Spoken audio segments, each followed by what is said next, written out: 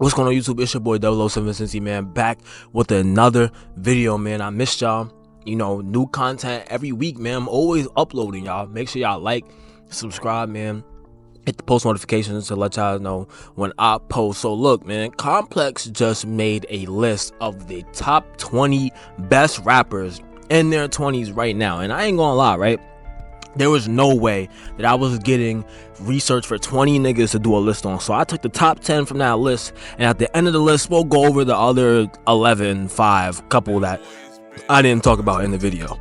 So number 10 on the list is Chief Keef. He is 29 years old. I did not know that, bro. He's unk status right now. I ain't gonna lie.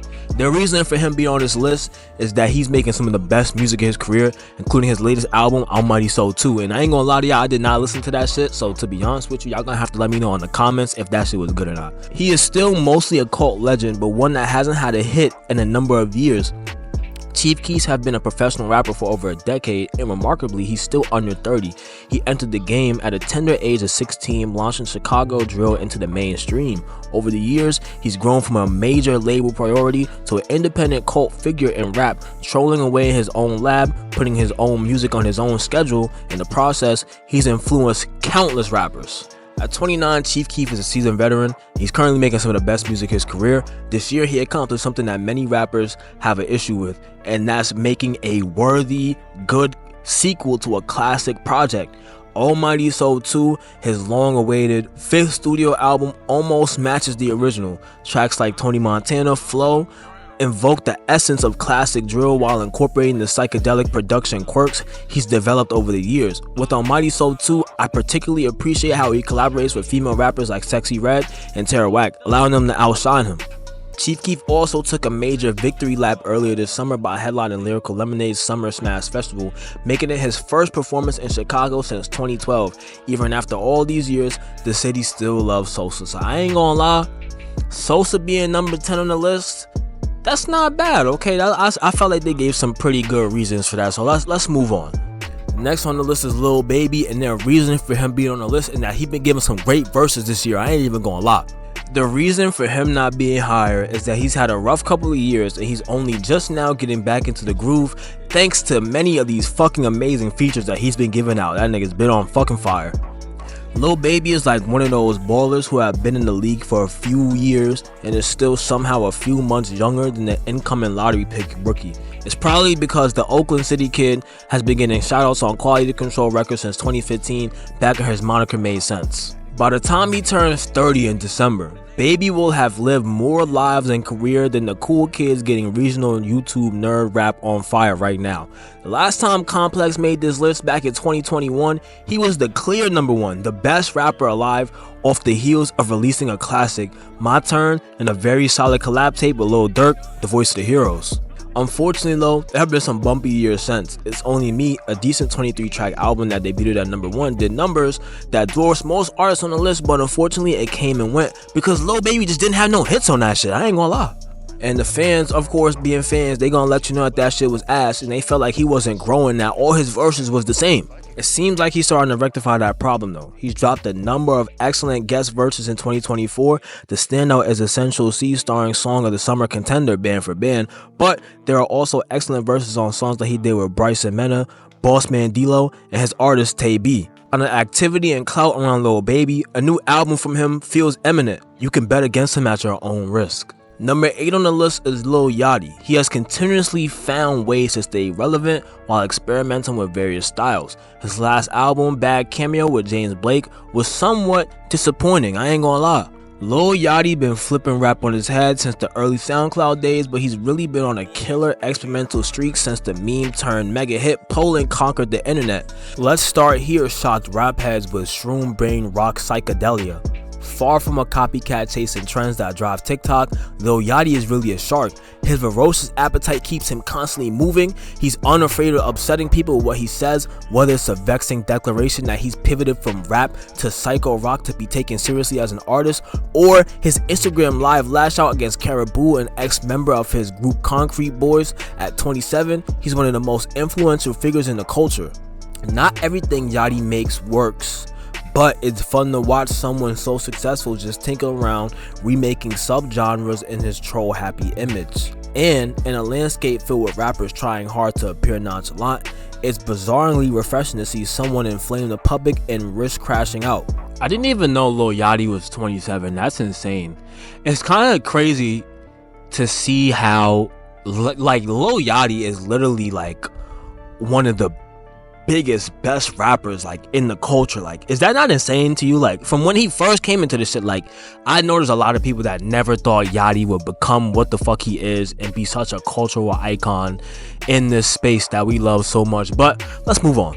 Glorilla is number 7 on the list because she was the comeback rapper of the year, dropping a number of impactful singles. And she's not higher because comeback years typically aren't MVP years. It's hard to believe, but Glorilla has only been around for 2 years. In 2022, the 25-year-old skyrocketed with FNN, an anthem promoting doing ratchet activities with your friends and swearing all fuckboys.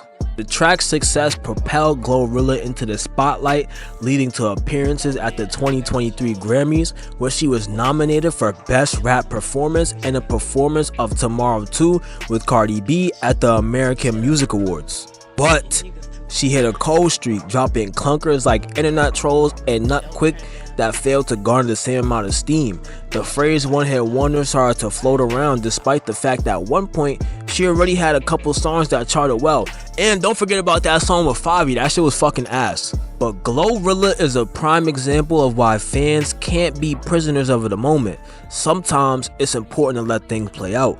Glorilla has absolutely been one of the best rappers of 2024 thanks to a large part to Yeah Glow, a self-empowering anthem that has a similarly caffeinated, confrontational cadence as FNF. Part of Glorilla's success seems to stem from her responsiveness to feedback. She rapped about her cold periods and how she's adjusted. Recently, we saw her swap out the R word on the song after getting pushback from fans. This attentiveness will help her only clear the way for more success, in my opinion. Latto was on the list because she's a versatile rapper who has shown the ability to consistently make hits, but she's not higher because there is still another level for her to hit before we crown her. It feels like a true crossroads year for Latto, who is in the midpoint of her 20s and more than 8 years in her career. The question is whether she can reach another level or if she's in the midst of a solid, yet not necessarily all-time great rap career. If I'm being transparent, I'm not sure which route she will go, but I do know she deserves to be this high on the list. Part of the reason is she constantly keeps a hit record in her pocket, with her latest hit being Big Mama, a track that is packed with quotables with the line, "What do I get for my birthday?" leading the pack for Instagram of the year. Big Mama is a single from her third studio album, Sugar Honey Iced Tea, which is a cohesive blend of Latto's lyricism and Georgia roots. Her slick tongue, confident bravado, and southern twang on tracks like Broken and Settle Down make it arguably one of the best female releases of the year. Now for the elephant in the room. The album debuted at number 14, selling only 29K first week, a fact that might undermine her high position, but rap sales are a complicated topic and the charts are gameable as they've ever been. Beyond Archerberry's stats, she is easily one of the most stylistic, flexible rappers on this list. Whether via gritty raps, braggadocious anthems, or bubbly pop songs, Latto is one of the great rap personalities we have now. People have criticized her for coming across as stiff, but it's a bad read. Latto excels at trolling. When fans noticed she was repeatedly wearing a leopard print thong, she turned it into a signature move, selling the famous pair on eBay, sporting a phone case with the thong design and embracing the leopard print in her wardrobe. And who could forget how she handled her beef with Ice Spice? She treated her as a joke, putting her and various other rappers on the cover art for Sunday Service, dropping a couple of songs on and off wax. And then she came to the Bronx to shoot the music video. I ain't gonna lie, that's definitely big energy. I feel like Latto is unfortunately growing up in the wrong era. She is a great rapper, but if she grew up in an era where like Nicki Minaj and Lil' Kim dominated in the charts and the Billboard wasn't such a big thing and you could actually buy the physical albums, I feel like Latto would be way bigger. Every female rapper's standard height achievements, I feel like you, if you're a female and you're a rapper, you should want to surpass Nicki Minaj. And out of all the female rappers on the list, I feel like Latto definitely has the potential, but like I said, we gotta see. We gotta see.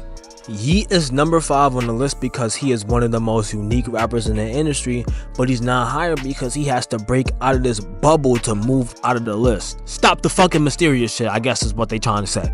Rap Mutant might be responsible for most of the new words of the 2020s, from Tonka and Twizzy to Schmunky and Schmocktober. Cardi and Trippie Redd kickstarted the rage rap era, but Yeat made it truly deranged. He spawned some of the most intoxicating TikTok dances of the decade.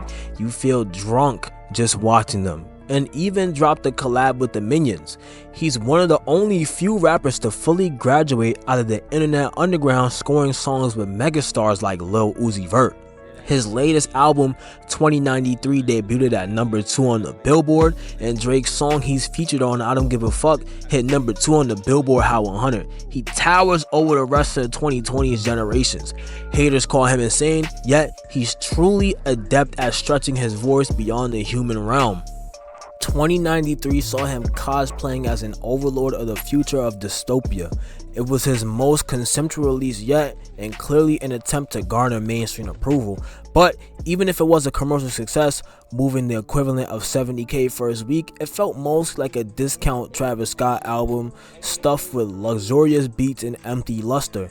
Yeat is now in this purgatory where he's a star, but not really a household name. But does that really matter if the diehards fans love it?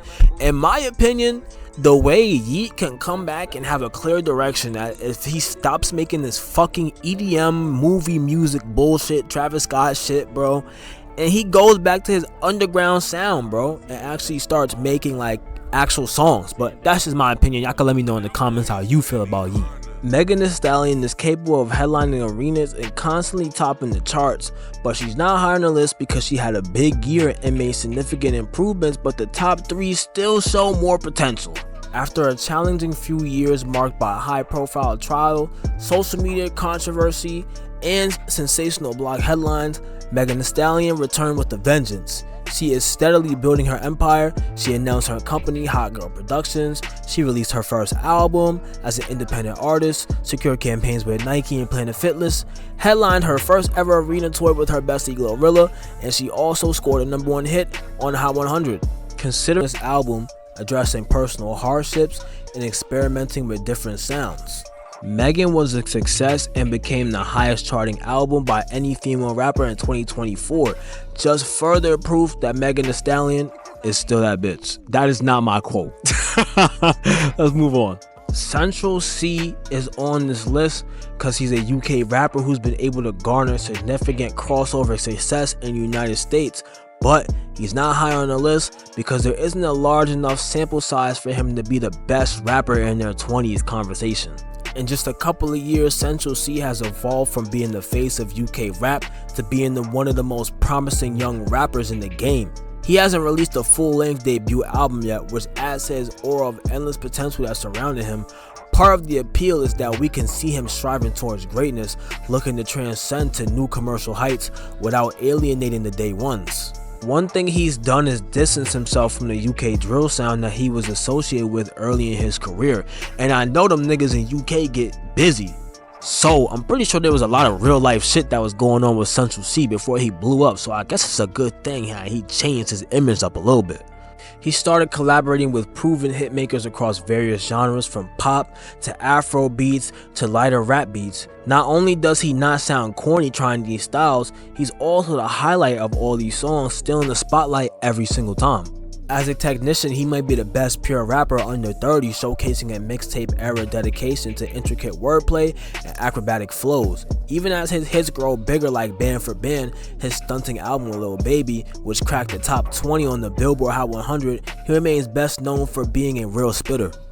He famously went toe-to-toe with Drake on his On The Radar freestyle and casually took out rival Digga D in under 3 minutes with his CC freestyle this year. However, in his LA Leakers freestyle for 2023, that is his career highlight, functioning almost as his welcome to the US moment, the freestyle is essentially a modern day take on Big L's Ebonics, where C translates regional London slang for an American audience. All the new young rappers, he has done the best job of balancing homegrown authenticity, fluid rapping, and the ambition to compete for the throne. If he plays the next couple of years right, he's looking like real big 3-ish to me. I'm not gonna lie, that's fucking insane. That's insane. Probably like a good top 15 in the game. Definitely not no top 3. Yeah, let's move on. Doja Cat is a legitimate superstar with a profile so large that she can successfully headline Coachella, but number 2 is nothing to sneeze at. She just barely missed being recognized as the best rapper in her 20s. I'm not gonna lie, Doja Cat is not a rapper, bro. She is a pop star, but let's read why Doja Cat is on the list. Even amongst a crowded crop of female MCs, Doja Cat stands out from the pack. Her superior lyricism, animated tone, buttery vocals, and theatrical performances have cemented her place in the game. To put it bluntly, the girls just aren't doing it like Doja. Part of her strength and that she lives in the intersection of undeniable talent and controversy, what keeps her under the watchful eyes of critics, stans, and everyone in between. It often seems like she's on the brink of a crash out, yet she always manages to come out stronger. The controversies surrounding her have been numerous, from associating with incels to showing feet in racial chat rooms to wearing a shirt showcasing alleged neo-Nazi Sam Hyde. Despite this, Doja Cat has found a way to turn criticisms into opportunities, engaging with her fans through online debates and I Hate Doja merch that only fuels the hype. Doja Cat gets bored easily and isn't afraid to be adverse with her fans. Just so we're clear, she is the alpha in this parasocial relationship. After years of dominating the pop charts, she released her 4th studio album Scarlet, a no-feature serious rap album that signified her attempt to distance herself from her celebrity persona and assert control over her artistic direction. This was her attempt at making a capital R word album, one that was lyrically deft and addressed the criticisms and controversies that have surrounded her career. And you know what? It worked. Scarlet emerged as one of the best releases of 2023. The funniest thing about the album is that even while taking an anti-pop stance, she still had monster singles, including Paint the Town Red, which went number 1, and Dreamy Agora Hills. One last note, Doja Cat is a pure performer on this list. She is the only rapper still in her 20s with mainstream appeal, quality of music, and visual flair necessarily headline Coachella. Doja makes it almost impossible to leave her world, no matter how much we think that we want to. Playboi Carti is number 1 on the list. He has slowly crafted one of the great modern rap catalogs while influencing a new class of up-and-coming rappers. On March 10, 2021, Playboi Carti went to Instagram to announce a new album was on the way, just 3 months after releasing the mind-melting classic Whole Lotta Red. The post now seems like a cruel joke. It's 2024 and there's still no fucking album. But if you're a real Playboi Carti fan like myself, you know that this is not surprising. You know he likes to make you wait. More than 3 years later, anticipation for a new Carti album has reached extreme heights. Fans want it now, and Carti is giving out crumbs. A sneak peek live of where he's at, random NBA expired photos there. He knows that once he drops an album, the collective rap world stops. Think pieces will start to be written, podcast mics will be plugged in, and academics will pull out Hennessy. It's the kind of power held by the only most dominant rappers in hip-hop. And let me be clear, Playboi Carti is clearly the best rapper in his 20s, a statement that might be baffling to rap fans who expect the BAP rappers to show some type of stylistic alliance to the Lil Waynes and the Jay-Z's of the past. However, there is a precedent for a different kind of best rapper akin to Young Thug, Chief Keef, and Gucci Mane. Artists whose radical styles were so innovative they practically invented their own subgenres, creating a wave of imitators in the process. This is Carti. So significant I can make a 25 rappers list who tried to replicate the sauce. Some of the knockoffs are cool, but let's be real, Carti is still on another level. His commitment to his albums, taking the time to craft them meticulously, as if he's trying to keep his undefeated streak going like prime Floyd Mayweather, makes him different from his contemporaries. And no matter how many rappers have tried their own versions of Whole Lotta Red, none have managed to capture the distinct feeling of the great Carti record. Listen beyond the yelps, baby voices, moments of gibberish, hiccups, and squeals, and you'll find a rapper dedicated to replicating the live teeth-rattling music experiences for DSPs. Carti's new album is reportedly titled I Am Music and is expected to release sometime this year. Last December, he spent weeks dropping singles on random places like his Finsta or exclusively on YouTube. The new tracks don't represent the same evolutionary leap we saw with Whole Lotta Red and Die Lit, but the songs were still revelatory. On 2024, out of nowhere, he transitioned from baby voice Cardi to deep voice Cardi, and just like that, the best rappers in their 20s added a new dimension to his repertoire. We're sure all the Cardi clones were in the lab taking notes. The same thing I said about Lil Yachty. If Playboy Cardi was still how he was, like Cash Cardi and shit like that, he would have been fell off like Smoke Perp and Lil Pump. It was necessary for Cardi to grow into what he is in 2024 for him to stay relevant and continue to influence hip-hop. He's literally one of the most influential rappers of all time. It doesn't really matter how much you hood boogers try to combat that, man. Lil Baby was number 9 and Cardi is number 1 on his list. I ain't gonna lie, Playboy Cardi might be a top 5, top 10 rapper from Atlanta of all time, and that might sound crazy, but that's just me. That's just me. But if you enjoyed the video, man, like I said earlier in the video, please make sure you like, comment, subscribe, hit the bell for the post notification, man. Damn, I lost my train of thought. I'll see you on the next video, man. I love everybody that watches it, even for fucking a second. Well, not really, like if you at least watch for a minute. If you got this far in the video, man, I love you so much, man. I appreciate you. I'll see you on the next video. Have a great day. Peace.